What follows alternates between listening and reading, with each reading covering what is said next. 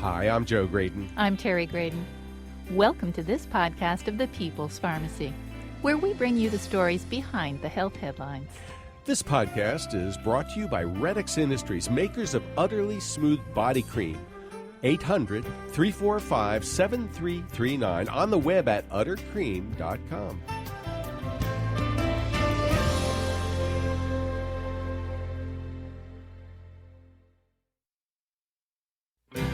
Are we living longer but enjoying it less? Chronic conditions like heart disease and cancer are taking a toll. How can we live better?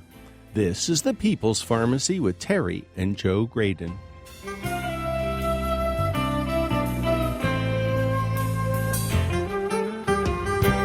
When people get a frightening diagnosis of a life-threatening condition, they may not hear what the doctor is saying. But after the diagnosis, what kind of care can help people feel better, both physically and emotionally? What is the role for palliative care? When a doctor says there's nothing more we can do, it means we can't cure your condition, but there's always something that can be done to improve quality of life. What about effective pain management? Coming up on the People's Pharmacy, life after the diagnosis. First, the news. In the People's Pharmacy Health Headlines, if you want a healthy heart, fill your plate with vegetables. That seems to be the message from an important study in mice. The scientists at the University of Alabama found that mice given low-potassium chow were more likely to develop hardened arteries due to calcium deposits in the vessel walls. Mice provided a high-potassium diet had far more flexible arteries and less vascular calcification. The mouse study revealed the reasons that calcification occurs when potassium levels are low. To get plenty of potassium into your diet, make sure you include foods like avocados, asparagus, bananas, broccoli, Brussels sprouts, cabbage, cantaloupe, cauliflower, chicken, clams, cod, collards, and lots of others. A study utilizing a mouse model suggests that proton pump inhibitors, or PPIs, these are acid-suppressing drugs, they may increase liver inflammation and liver disease. These medications are very effective at blocking stomach acid secretion. As a result, the balance of microbes in the intestines changes, and that can affect liver health. With reduced stomach acid, bacteria in the Enterococcus genus flourish. They can migrate to the liver and cause inflammation and damage. The researchers analyzed stool samples from human subjects. These were alcoholics who were at risk for liver damage. The individuals who were taking proton pump inhibitors had higher levels of Enterococcus in their stool samples. They also seemed to be more vulnerable to alcohol-induced liver disease. This comes on top of prior research suggesting that proton pump inhibitors may increase the risk for kidney disease. The investigators who carried out the liver studies recommend that clinicians reserve PPI-type drugs for people who absolutely must suppress stomach acid. Experts are warning that the coming flu season could be a doozy. That's because Australia is just wrapping up their winter with a dreadful influenza experience. Compared to last year, there were far more cases and they were more severe. North America often follows a similar pattern. One possible reason that more people caught the flu in Australia this year is that the vaccine might have been less effective than normal. In a typical flu season, the flu shot works around 40% of the time. But preliminary analysis suggests that this year's vaccine was only 15 to 20% effective. Americans will be depending upon the same influenza vaccine that was used in Australia. Researchers have not yet determined whether the vaccine is a good match for circulating flu strains. Research in mice hints that tea drinkers might find it easier to lose weight than those choosing other beverages.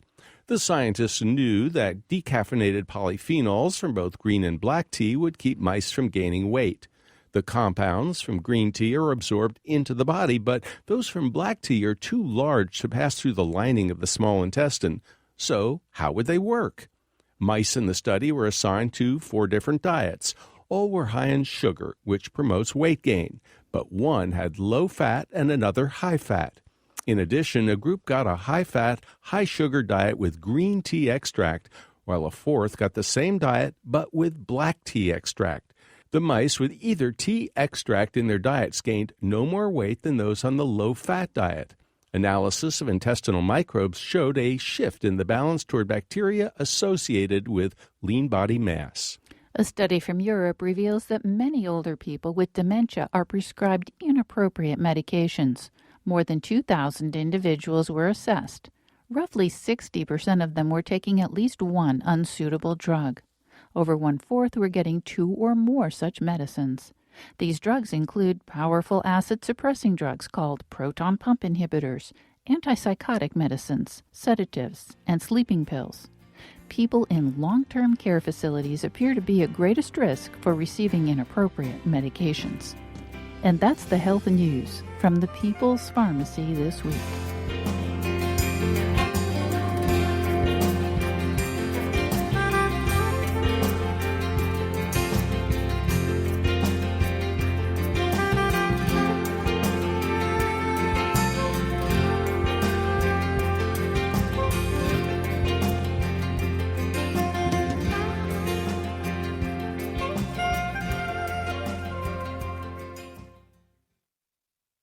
Welcome to the People's Pharmacy. I'm Terry Graydon. And I'm Joe Graydon.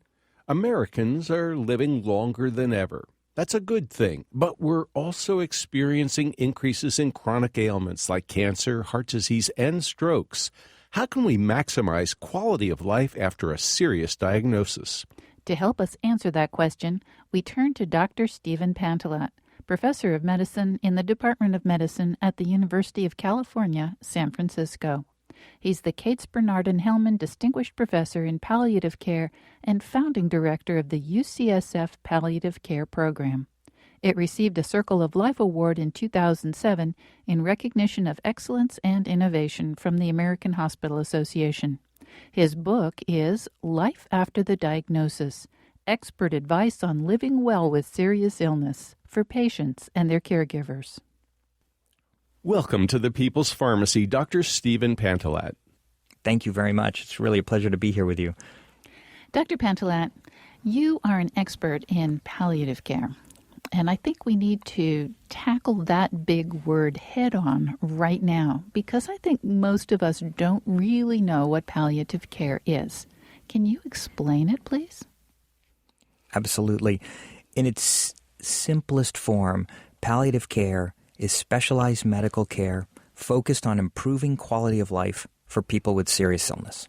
So serious illness is cancer, it's heart failure, it's kidney disease, cirrhosis, emphysema, stroke, dementia, Parkinson's. Those are serious illnesses. And palliative care focuses on how do we help people with serious illness have the best possible quality of life for as long as possible.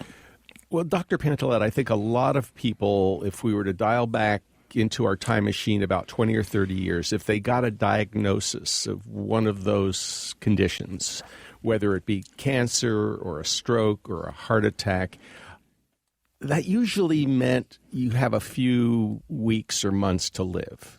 And it's like, get your affairs in order.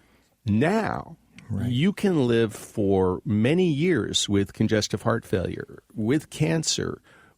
After a heart attack, there are a lot of people who go, well, I had a stent, I'm back on the tennis court, everything's fine. So tell us a little bit about how things have changed over the last couple of decades, and this idea that just because you've gotten a serious illness, that you can still live a very productive and sometimes quite a long life, a healthy life. Yeah, that's exactly right, and really important to recognize. You know, there really is good news and bad news in what you say. So the good news is that we're living longer than ever. Average lifespan in the United States is 80 years, slightly longer for women than for men. And that's really remarkable when you look at the turn of the 20th century when we lived on average to be about 50. So that's a tremendous increase based in part on good public health and good medical care. So that's the good news, and that's really wonderful. Of course, what's the bad news? The bad news is that despite those increases in lifespan, the mortality rate has stayed very stable at 100%. And that's part of the bad news. Yeah. Not going to change. Nobody gets out alive. Not yet.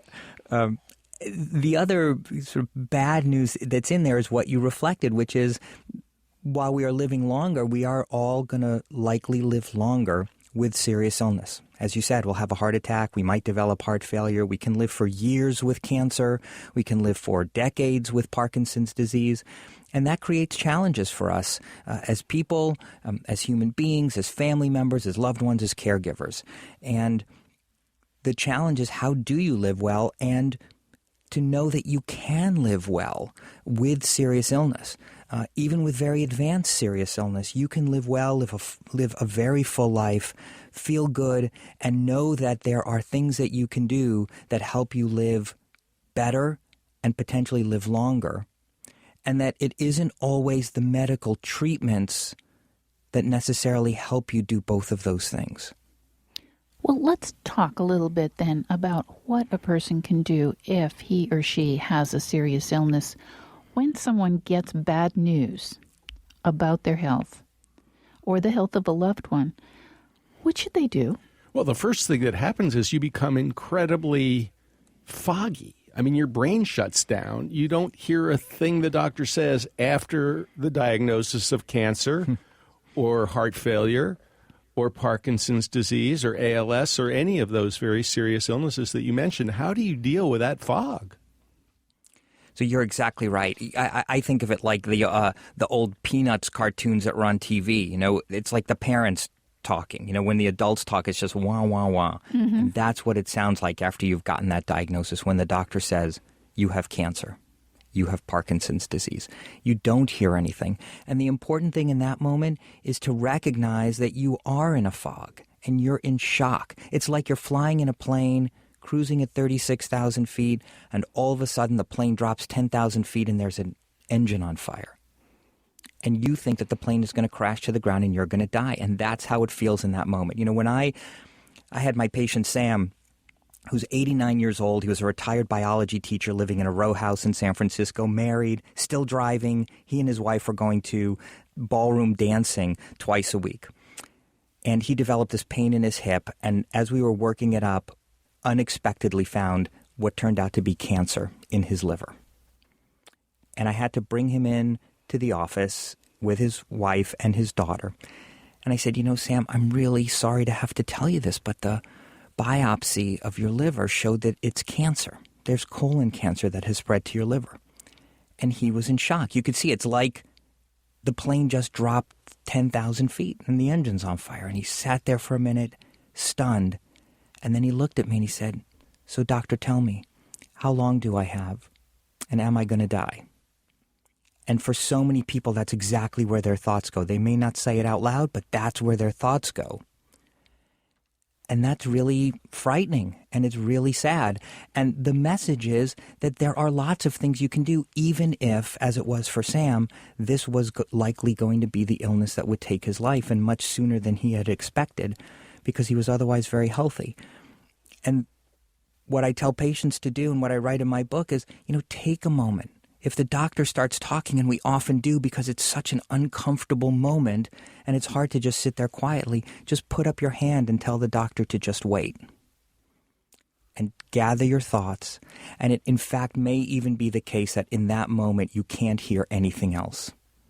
And you may just need to come back to the doctor's office in a day or two or in a week with your list of questions that have come to your mind, and have another visit to really talk about what does this in fact mean for me and what are we going to do going forward.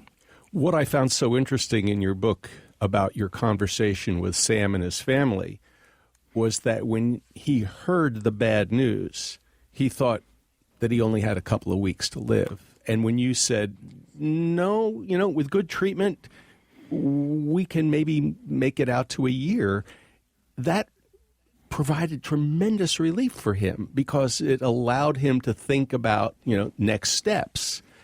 I think a lot of times when people get a serious illness and a bad news kind of diagnosis, they think, well, my life is over. I'm going to die very soon, and I'm not ready.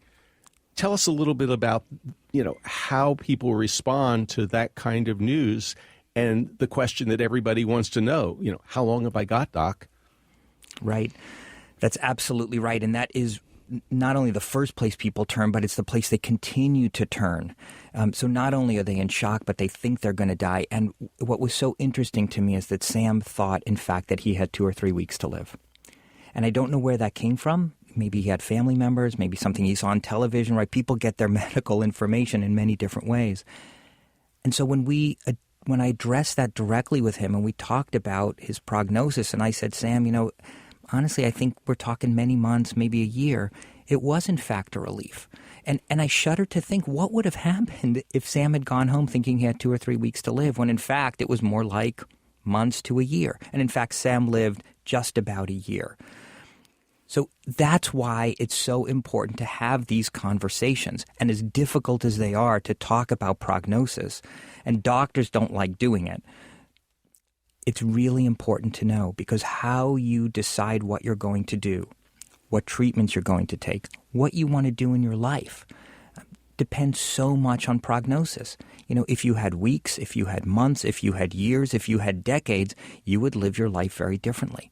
And I always tell my students, I say, the reason to talk about, there are many reasons to talk about this. One reason is people are going to make assumptions like Sam did. I have 2 or 3 weeks, but people make other assumptions. They're going to live really long.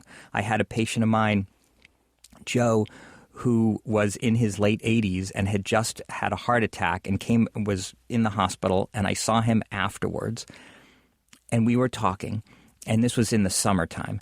And he said, we were chatting, and he said, doctor, I'm thinking of taking my family on a cruise to the Bahamas over Christmas. I said, wow, Joe, that sounds really great. What a lovely thing to do. His children, all his grandchildren. I said, that's really wonderful. And then it occurred to me, wait a minute. I think he's also asking whether I think he's going to make it. We're not just talking travel. We're actually having a prognosis conversation. I said, Joe, are you wondering whether I think you'll be okay and healthy enough to make it to the cruise? He said, well, yeah. And so we talked about, I said, I think you're going to be fine. The heart attack was minor. You're doing really well. If you take your medicines, I think you'll be just fine. I think you can wait till December, and that sounds like a wonderful trip to take. And in fact, that's how it worked out. But we have to recognize as doctors that very often people are asking us these questions, and we have to be sensitive to patients. And I encourage patients then to be very explicit and to ask those questions. I think the challenge is that very often the doctor will say, I don't have a crystal ball. Who knows for sure? And while that is all true, it also is not quite accurate that doctors don't have information. We do have information that we can share with our patients, and we can give them ranges. So what I tell patients to say is, look, doctor, are we talking weeks to months, months to years, a few years? And your doctor should be able to give you that amount of information that really allows you to plan your life, plan your treatments really well. You're listening to Dr. Stephen Pantelat, professor of medicine at the University of California, San Francisco. He's the Cates Bernard and Hellman Distinguished Professor in Palliative Care and author of Life After the Diagnosis, expert advice on living well with serious illness for patients and their caregivers. After the break, we'll find out how you can judge when a treatment is not a good idea.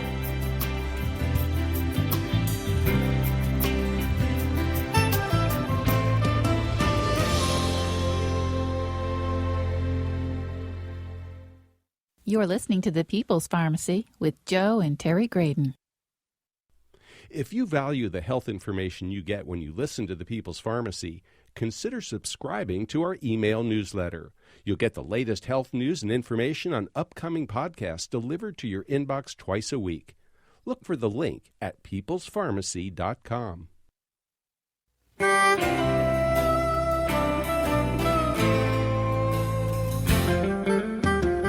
Welcome back to The People's Pharmacy. I'm Terry Graydon. And I'm Joe Graydon. The People's Pharmacy is brought to you in part by Red X Industries, makers of utterly smooth creams and lotions that deeply moisturize to make dry skin feel soft and smooth. The number's 800-345-7339. The website is uddercream.com. If you'd like to purchase a CD of this show, you can call 800-732-2334. This is show number 1097. That number again, 800-732-2334. Or find it online at peoplespharmacy.com. You can also download the podcast from iTunes. We're talking about how to manage a serious illness with Dr. Stephen Pantalat. He's professor of medicine in the Department of Medicine at the University of California, San Francisco. He's the founding director of the UCSF Palliative Care Program. His book is Life After the Diagnosis, Expert Advice on Living Well with Serious Illness for Patients and Their Caregivers. Dr. Pantalat, conversations about prognosis are probably almost always uncomfortable for the patient, and I think perhaps they are sometimes uncomfortable for doctors. How do you handle that? They are uncomfortable. And it's interesting, if you look at studies, what we see is that patients want the information from us. Of course, they want the prognosis to be good, but they do want the prognosis. And doctors are reluctant to do it. And what's interesting is that doctors tend to give better prognoses to patients they've known a long time and that they like. So, yes, it's difficult. But the reason to have these conversations, and what I teach my students and what I tell patients is, we would all live our lives differently if we knew we had 1 year to live. And we can all think about how we might change our lives. And I've seen this in so many patients. And what a lot of patients tell me is, I just want to get back to my life. I want to get this treatment and go back to the life I had. But they always live it a little bit differently than they were before. Their attitude, their approach, the way they think about things.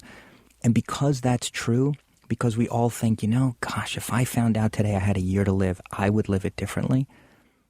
That's the most compelling reason for us as physicians to share this information and for patients to ask about the information. As you can imagine, I think about this a lot because of the work that I do. And it's such a trivial, kind of almost meaningless point. But every night when I'm brushing my teeth, I think, if I had a year to live, I would stop flossing.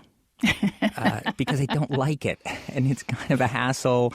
It's not that fun. And I'm ready to go to bed. And it's such a small point. But I think, I do that because I want to keep my teeth for another, 40, 50 years.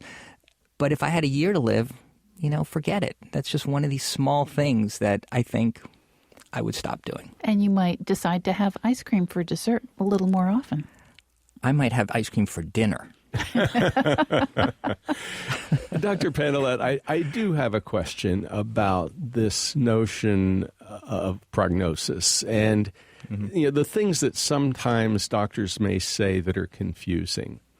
Yeah. And what they really mean versus what they're saying. I have a good friend who was concerned about the possibility of prostate cancer. He wanted to get some specialized tests and kind of figure out whether, he was at high risk or low risk or what he should do or not. And the physician was a little, you've got heart disease. You're not going to make it past 5 years anyway. Don't worry about it. And it was like, what? I've only got 5 years. And I'm thinking to myself, that doesn't make any sense. I mean, he's taking medication. He's had stents. He's taking good care of himself. He's eating healthy food. How can a doctor say you're not going to make it past 5 years? Don't worry about these prostate tests. And for this particular person, it was very confusing and a little disheartening, to be honest. I can see that. We have, as doctors, we have to recognize that that's a really sensitive conversation, and you can't just drop that in without really thinking about it. So that may be what the doctor's thinking. I can sort of see where the doctor's thinking, like, hey, you didn't have prostate cancer last year. And prostate cancer is something that's, would get you over many, many years. And as I evaluate kind of where you are with your health, I don't think you're going to die of prostate cancer. So do we really have to do this? So I see where the doctor's coming from, and that makes a lot of sense. But we have to understand what the impact is on the patient. This is a big conversation, not just about whether to get a prostate test and, hey, don't worry, you got 5 years. this has a lot of meaning. And this is bad news. I mean, clearly this was bad news for your friend. And we have to be sensitive to the fact that this is bad news, and we have to think carefully about how we deliver the bad news and how we talk about it and how we follow it up with patients. So to say, I can see you're really worried about this, and I wish that, prostate cancer was the thing we had to worry about the most. But I'll be honest with you, with your heart disease, that's what I'm worried about the most. And I'd like to focus our energy there because I'll be honest with you, I don't see prostate cancer being a real issue for you. And that might have been received in a very different way, or language like that might have been received differently. It's funny, I had a similar issue with a patient of mine. She was in her 70s, and we were talking, and she asked about her pap smear. I said, oh, you don't need a pap smear anymore. There are guidelines that say, they've always been negative, and given where you are in your life, you just don't need it because, again, I was thinking she's not going to die of cervical cancer. She doesn't need them. There's clear guidelines. And so I told her that, and she said, okay. And she left my office, and 2 minutes later, there's a knock on the door, and I open the door, and there's my patient. And she looked at me, and she said, Dr. Pantallat, are you saying I don't need a pap smear because you just think I'm going to die soon of something else? And I realized, yes, yes, that is what I was thinking, but not soon. And I didn't realize how she interpreted and what meaning it would have to her, just like it did to your friend.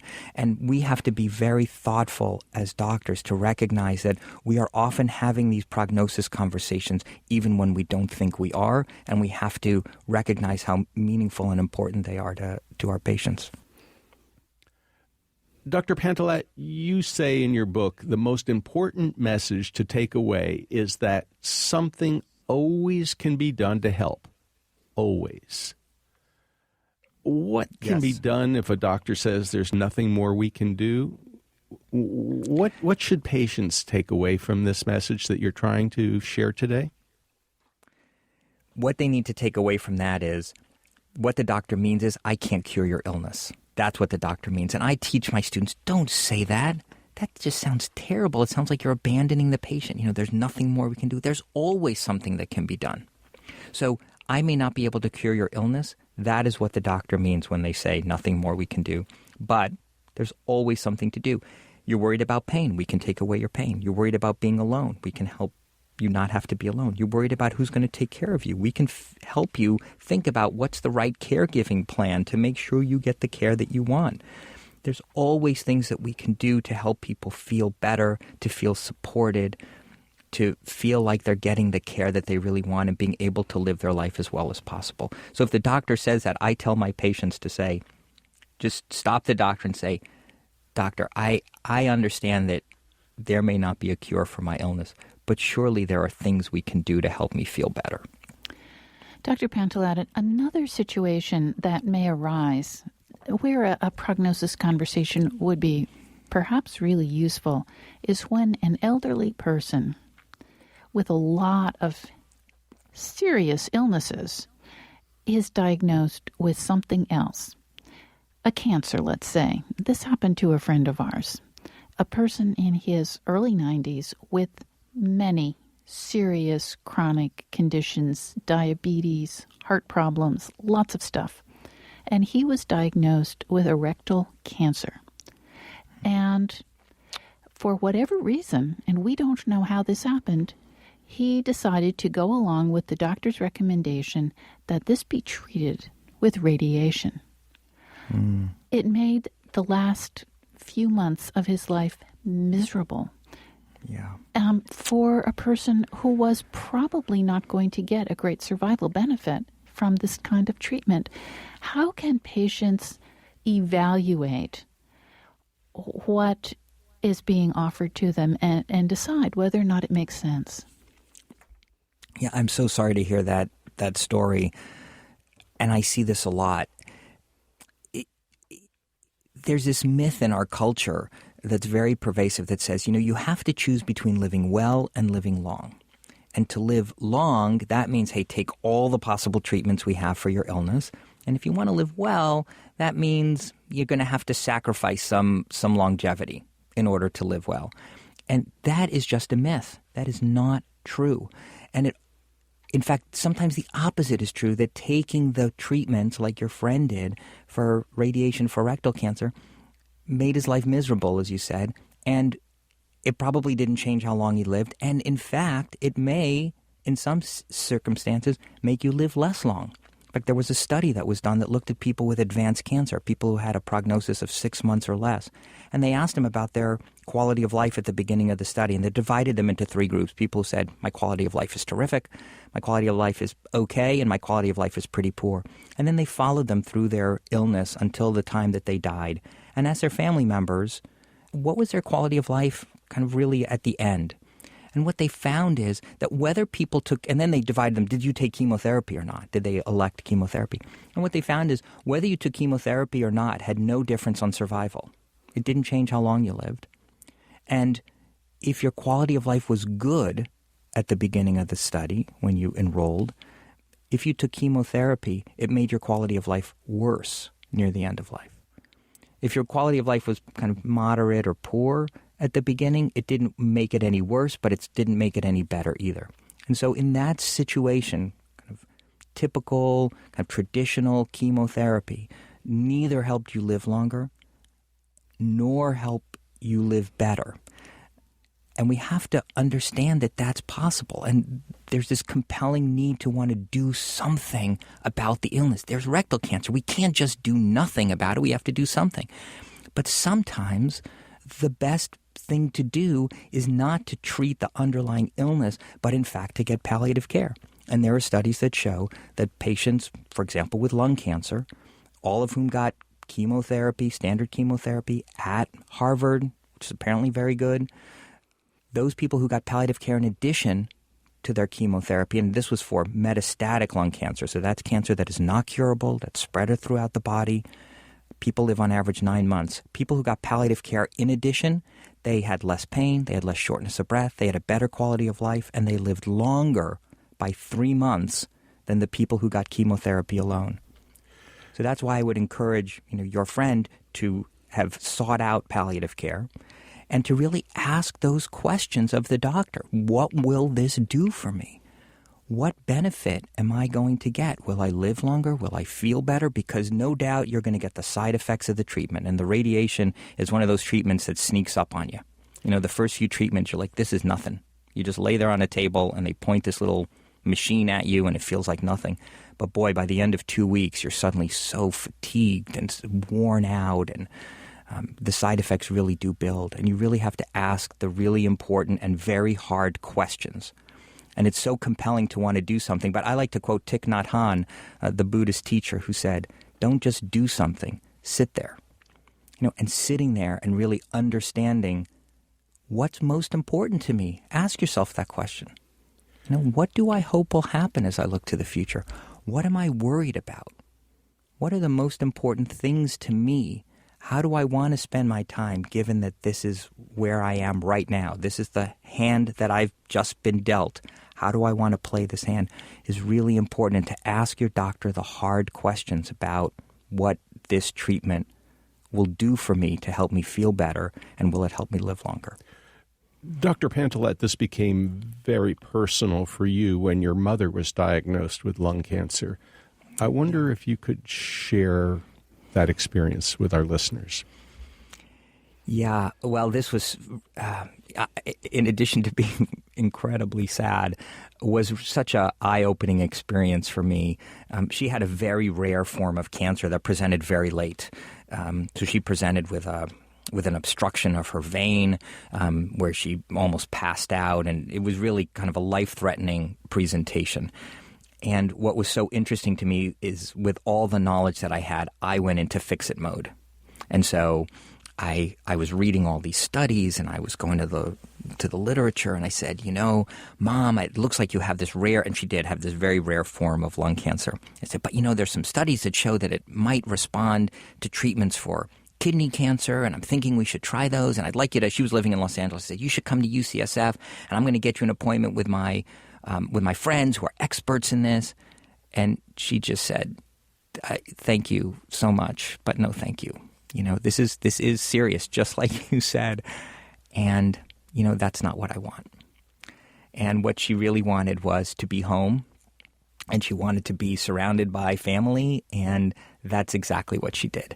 And it was such a powerful lesson for me, kind of being on the side of the family member, being the doctor's son, feeling like I have access to all this expertise. And my mom was right. She was absolutely right. I could have made her life a lot more miserable, but I was not going to make her life better or longer with all the treatments that I was thinking about, and having her come up to San Francisco and go see more doctors and take more therapy. And she was right. And she had very serious disease, and she only lived 3 months from the time of diagnosis until she died. So she presented very late. She had a very aggressive disease.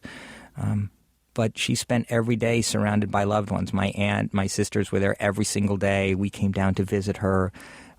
And she would have said she actually had a pretty good quality of life over that period of time. And in part, after the initial hospitalization, she never went back. And I think that was a really important part for her, was just to be around loved ones. Thank you very much for sharing that personal story. Yeah. I'm so sorry to hear about your mom's diagnosis, but I think our listeners can learn from that experience. How in the world did she get to be so wise? She's pretty wise. I quote her a lot. I find myself doing that a lot. I think she also saw both of her parents approach their illnesses that way. So my grandfather, when he was diagnosed with lung cancer, never spent a day in the hospital. He was at home the entire time. He enrolled in hospice. He had hospice services for about 3 or 4 months. Got to spend a lot of time with family. Again, never spent a day in the hospital. My grandmother also, when she was diagnosed with, she also had lung cancer. There's a lot of that in my family. Same thing. She didn't want to go to the hospital. She spent a couple days in the hospital for something else, but chose not to take chemotherapy. She said, you know what? She was 93, but she said, look, this is serious. I get it. I don't want to be made more sick. I want to be able to, eat chocolate, which is what she did. In fact, after she died and my aunt was cleaning the room where she lived in my aunt and uncle's house, they found something like 20 pounds of chocolate just in every drawer, every closet, under the bed, under her pillow.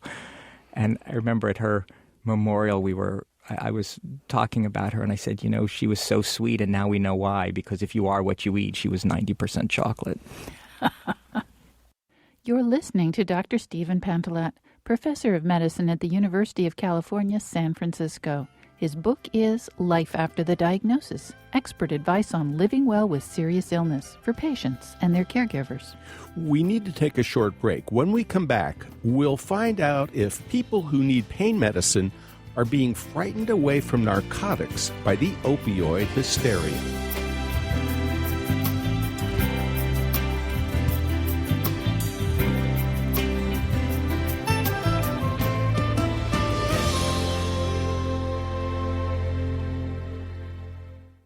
You're listening to The People's Pharmacy with Joe and Terry Graydon.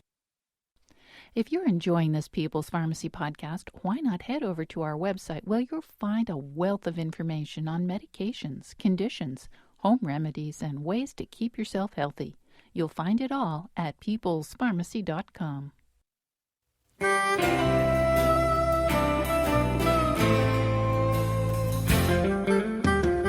Welcome back to the People's Pharmacy. I'm Joe Graydon. And I'm Terry Graydon. The People's Pharmacy is brought to you in part by Red X Industries, makers of Utterly Smooth Foot Cream with shea butter, helping dry, cracked feet feel utterly soft and smooth. 800-345-7339, online at uttercream.com. To purchase a CD of today's show or any People's Pharmacy broadcast, you can call 800-732-2334. Today's show is 1097. That number again is 800-732-2334, online at peoplespharmacy.com. You can also download the free podcast from iTunes or from our web store. We invite you to consider writing a review. Today, we're talking about what to do after a difficult diagnosis. The opioid crisis makes headlines almost daily. Is the fear of addiction interfering with appropriate pain management? Our guest is Dr. Stephen Pantelat, professor of medicine in the Department of Medicine at the University of California, San Francisco. He's the Cates Bernard and Hellman Distinguished Professor in Palliative Care and founding director of the UCSF Palliative Care Program. His book is Life After the Diagnosis: Expert Advice on Living Well with Serious Illness for Patients and Their Caregivers. Dr. Pantelat, a lot of people have a hard time telling the difference between palliative care and hospice care. I think they get confused a lot. Could you unconfuse us, please? It can be confusing, so let's take a step back. Hospice care is care for people with serious illness in the last months of life. It requires a 6-month prognosis. The focus is also on improving quality of life. It does require that 6-month prognosis. It's generally provided at home, and it is a wonderful service. And most people that I refer tell me, I wish you had referred me sooner. And if there's one message I would give, it's please get hospice services sooner. Think about it early. Don't think about it as just like, oh, that's what you do when you're dying. Don't wait. If you can get the service if you can. When you say a 6-month prognosis, you mean maximum 6 months? No. What I mean is that the doctor is willing to say, if things progress the way I expect, this could be a 6-month prognosis. But I've had many patients who live longer than that. I've had patients on hospice for more than a year. And it's important to know that 15% of people who are referred to hospice end up what we call graduating, which is to say they actually stabilize and they no longer need hospice services and they continue living and maybe re-enroll at some later time. We've actually heard that as they flunked hospice. So whether it's graduation or flunking. I think it's good news. I think it's graduating. But, right. I like that very much. Yeah. So all hospice is palliative care. It's a type of palliative care, but not all palliative care is hospice. You can get palliative care also at your home, but you can get palliative care in the office. You can get palliative care while you're in the hospital, while you're in a nursing home. Many ways to get palliative care. There's no prognosis requirement at all with palliative care. Palliative care is if you have a serious illness and you're having symptoms like pain or shortness of breath, if you have questions about your treatments and how to decide. I think that friend of yours with the rectal cancer would have been served really well by a palliative care doctor or nurse, social worker, or chaplain to really talk about his decisions. And if you need support, spiritual, emotional, psychological support, palliative care teams, doctor, nurse, social worker, chaplain are ideally situated and have the expertise to really help you think about that, help you think about grief, help you think about legacy, make good decisions about your care. You mentioned graduating from hospice, and yes. Occasionally we get a message, something like this. Aunt Martha was in the nursing home, and she was on her last legs, only a couple of weeks or a month or two to live, and they called in hospice. And everybody decided to stop all her meds. She no longer needed cholesterol control. She didn't have to have her blood pressure at 120/80. So we just sort of let up on much, if not most, of everything. And to our astonishment, Aunt Martha came back. I mean, she didn't recognize us, and now all of a sudden she knows who we are. She's much more cognizant of everything around her. She's doing better in every way. And in fact, she's apparently no longer in need of hospice. And they go on to tell us that and she lived for another 6 months or another year. And we're just curious, have you ever heard of some similar stories where people may have been over-medicated and when the drugs were pulled back, they did better?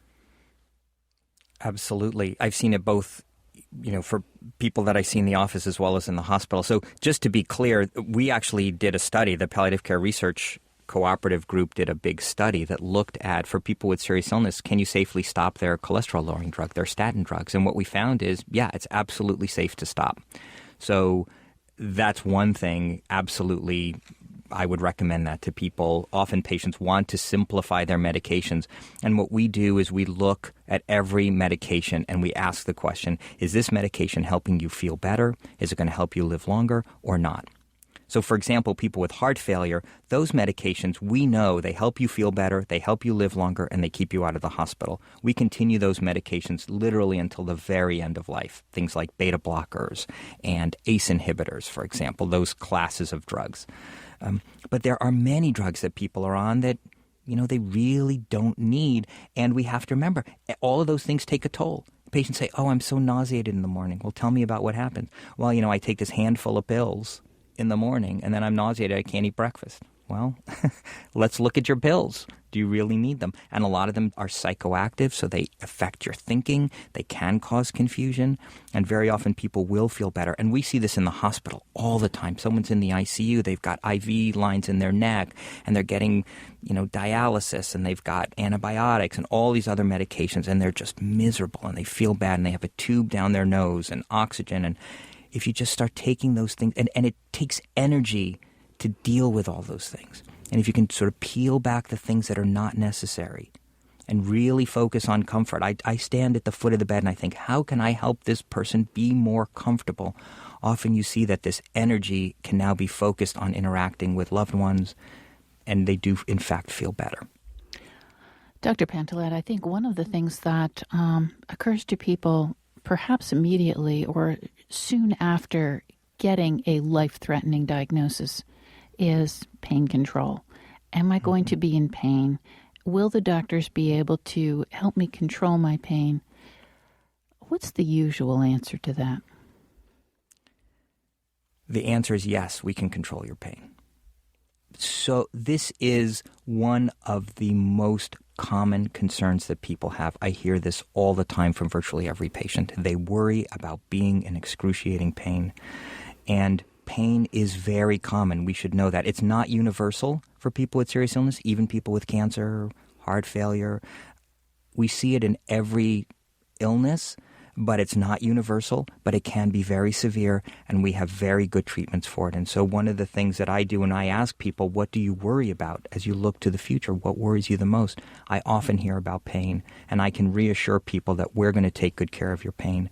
I think one thing that we have to recognize is this: what's in the press now about opioids and the worries about opioids is worrying people with serious illness. And I realized when I wrote my book and I wrote the chapter on pain and other symptoms, so much of what I was writing was really encouraging people with serious illness not to be afraid of opioids and to make sure they get the opioids that they need to manage their pain. Because often as people get sicker, and particularly as they approach the end of life, that's really the only way that you can control your symptoms. Of course, all people have to do these days is turn on the evening news, and they'll hear about somebody who has died from an opioid overdose. The headlines are nonstop. And I think that we have what I would call opioid hysteria in this country right now, which isn't to diminish the problem. I mean, it is a huge epidemic and a public health concern, but it may be scaring people, especially people with serious illness. It may be scaring your colleagues, physicians who are not skilled in palliative care or in hospice. It may be scaring pharmacists. So how do we balance this confusing problem that we're dealing with, the opioid epidemic, with people in really severe pain who need pain management and control? Hypnosis may not work. NSAIDs may not do the job. Only opioids when somebody is really, really hurting. That's absolutely right. And we have to advocate for people who have serious illness and who are approaching the end of life and make sure that they get the medications they need. And there is balance here. There is a really large area of good, responsible practice that can help people with serious illness get the pain relief they need and yet be very sensitive to the proper use and not using opioids when they've not been demonstrated to be helpful. So if you're a 45-year-old woman with chronic low back pain, opioids are not going to help. I mean, I realize there's a lot of pain. There's other things to do.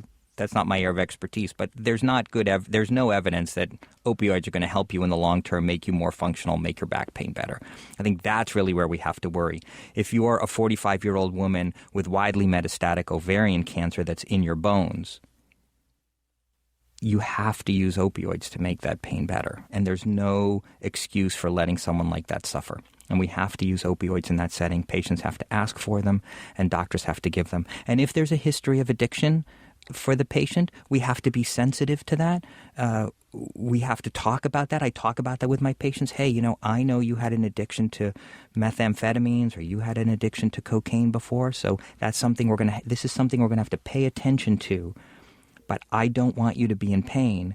And so we're going to look at this issue carefully. I'm going to give you these medicines, and that's something that we're going to be thinking about as we go forward. But we're going to use these medicines because I don't want you to be in pain. We've been told that it's harder to play catch-up when it comes to that kind of really severe pain than it is to get out in front of it. I think a lot of patients think, well, I'll just wait till it gets really bad. On a scale of 1 to 10, when it hits a 7, that's when I'll ask for more pain medicine.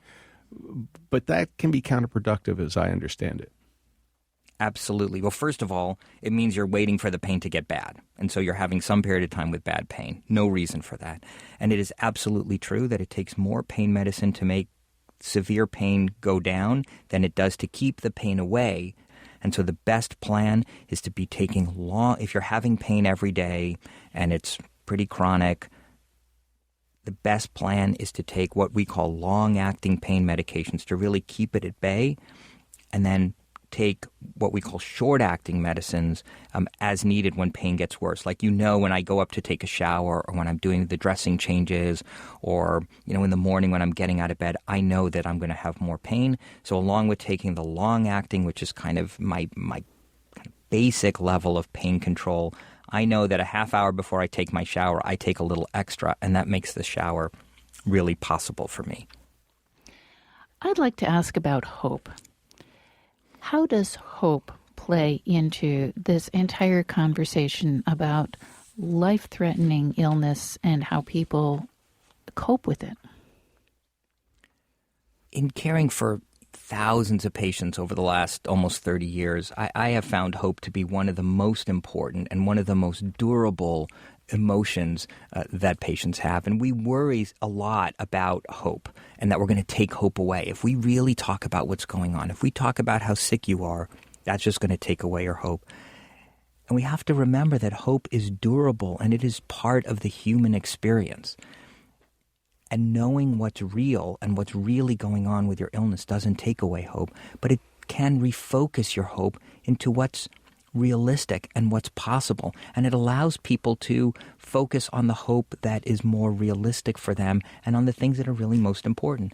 And so I always ask my patients about hope. I say, when you look to the future, what do you hope will happen? And I write in my book, I encourage people to think about that, for family members to ask that of their loved ones, and for people with serious illness to ask that of themselves. When you look ahead, what do you hope will happen? What do you hope for? Sure, you hope for cure. We all hope for that. But what else do you hope for? And people can almost always speak to that. And in fact, hope is so durable that if I'm talking to a patient who says, I don't hope for anything, I think they might be depressed, because hopelessness is a sign of depression. And I took care of a woman who had very advanced lung disease, interstitial lung disease. It's this terrible scarring of the lungs that is irreversible. We don't have treatments for it. She ended up in our ICU on lots and lots of oxygen, so much that she couldn't leave the ICU. And I told my team, we're going to go in and ask her what she hopes for. And they looked at me and they said, have you seen her? She's lying there in the bed. She's got all this oxygen. She's frankly dying. What are you talking about? I said, well, let's find out. Let's find out what she hopes for, because it's really important. Maybe we'll help her with it. And so I asked her, and she said, well, doctor, I'll tell you, what I hope for is to be at my daughter's wedding. I said, well, that's really important. Tell me about that. She said, well, she's getting married in 10 months in the Napa Valley. And I thought, you know what? I don't see it. I didn't think she would live 10 months, and I didn't think there was any way she was going to get out of the ICU. So we talked about it as a team, and then we talked with her and her daughter said, well, that's really important to me too. How about I just get married right here in the ICU? So a week later, she came with this beautiful white wedding gown, and her fiancé was in his tuxedo. They put a corsage on the patient's hospital gown. They had all this family, all the doctors and nurses, not a dry eye in the ICU. Our chaplain, Dina, officiated at the ceremony, and it was beautiful. It was not what she expected. It was not as beautiful as the Napa Valley would have been, but it was a really beautiful ceremony. The things she hoped for, we helped her achieve because we asked about it. And had we not asked about it, we would not have known, and it wouldn't have happened. And if she had told us and we weren't willing to say, I'm really worried that you're not going to make it, she would have left that conversation thinking, well, I told the doctor I hope to be at your wedding, and he said, I hope so too. So that means I'm going to make it. And then what we see is that very often then people get too sick and it never happens. So talking about hope can encourage hope. And I encourage all my patients to really think about that issue and ask themselves that question. When you look to the future, what do you hope will happen? Dr. Stephen Pantelat, thank you so much for talking with us on the People's Pharmacy today. My pleasure. Thank you. You've been listening to Dr. Stephen Pantelat. He's professor of medicine in the Department of Medicine at the University of California, San Francisco. He's the Cates, Bernard, and Hillman Distinguished Professor in Palliative Care and the founding director of the UCSF Palliative Care Program. That program received a Circle of Life Award in 2007 in recognition of excellence and innovation from the American Hospital Association. He's author of Life After the Diagnosis, Expert Advice on Living Well with Serious Illness for Patients and Their Caregivers. Lynn Siegel produced today's show. Al Wodarski is the engineer. Dave Graydon edits our interviews. The People's Pharmacy is produced at the studios of North Carolina Public Radio, WUNC. The People's Pharmacy theme music is by B.J. Liederman. The People's Pharmacy is made possible by Red X Industries, makers of Utterly Smooth Extra Care 20 Cream with 20% urea for extra skin protection. 800-345-7339, online at uttercream.com. To buy a CD of today's show or any People's Pharmacy broadcast, you can call 800-732-2334. Today's show is 1097. That number again, 800-732-2334, online at peoplespharmacy.com. And when you visit our site, you can share your thoughts on today's show. If you like, share your own story in the comments section on today's show. At our website, you can also sign up for our free online newsletter or the free podcast of the show. You can listen at your own convenience or share it with a friend. We'd certainly appreciate your rating our podcast at iTunes. In Durham, North Carolina, I'm Joe Graydon. And I'm Terry Graydon. Thank you so much for listening. And please join us again next week.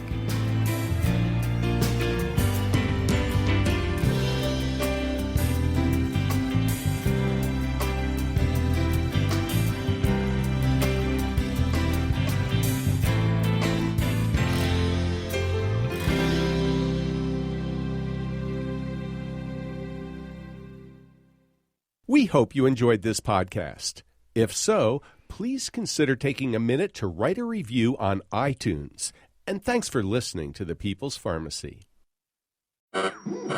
We interrupt this program to bring you an important Wayfair message. Wayfair's got style tips for every home. This is Styles McKenzie helping you make those rooms sing. Today's style tip: when it comes to making a statement, treat bold patterns like neutrals. Go wild, like an untamed animal print area rug under a rustic farmhouse table from Wayfair.com. Arr, fierce. This has been your Wayfair style tip to keep those interiors superior. Wayfair, every style, every home.